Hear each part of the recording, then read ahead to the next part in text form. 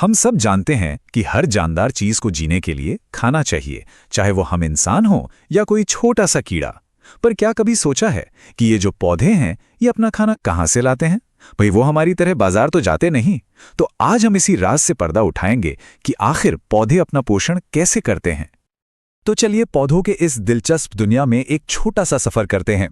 सबसे पहले हम पोषण की बेसिक बातें समझेंगे, फिर देखेंगे कि इस दुनिया में खाने पीने के हिसाब से कौन सी दो मेन टीमें हैं।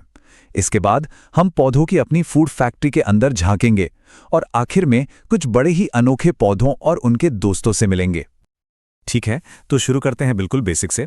सबसे पहले यह समझना जरूरी है कि जब हम पोषण या न्यूट्रिशन कहते हैं तो इसका असल में मतलब क्या होता है।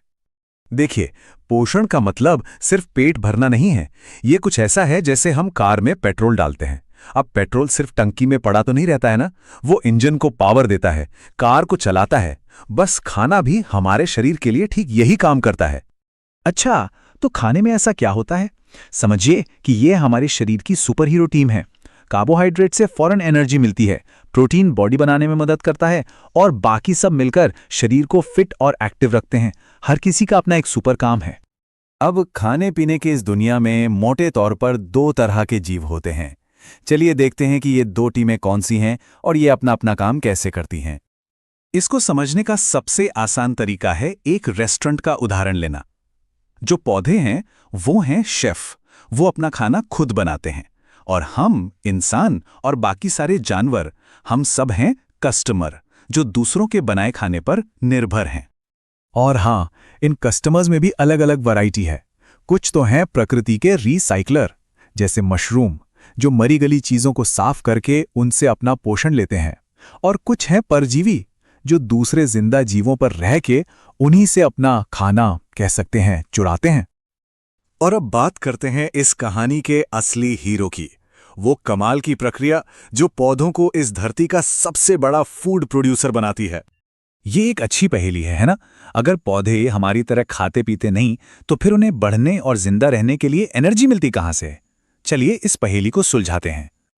और जवाब एक शब्द में है, प्रकाश संश्लेषण। जी हां, यही वो जादुई प्रोसेस है जो पौधों को अपना खाना खुद बनाने की सुपर पावर देती है। तो इस कमाल की रेसिपी के लिए क्या क्या चाहिए?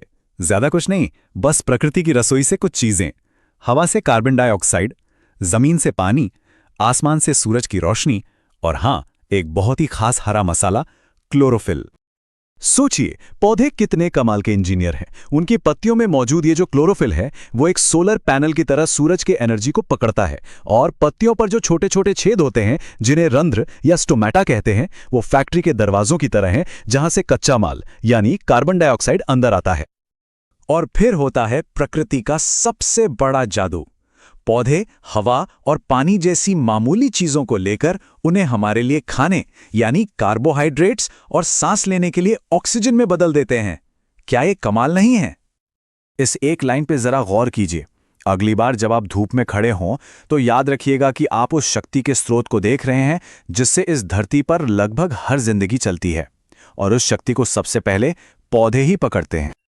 लेकिन रुकिए, कहानी अभी खत्म नहीं हुई। प्रकृति को हमेशा सीधे सीधे नियम फॉलो करना पसंद नहीं। पौधों की दुनिया में भी कुछ ऐसे बागी हैं जो काम को जरा हटके करते हैं। ये सुनने में थोड़ा अजीब लग सकता है, लेकिन क्या ये सच है? क्या कोई पौधा शिकार भी कर सकता है?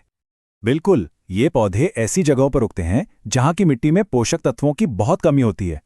तो ये अपना खाना तो बनाते ही हैं, पर अपने न्यूट्रिशन की कमी को पूरा करने के लिए कीड़ों का एक साइड स्नैक भी ले लेते हैं।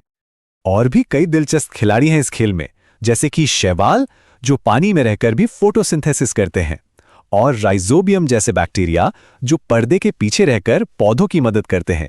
ये सब मिलकर ही तो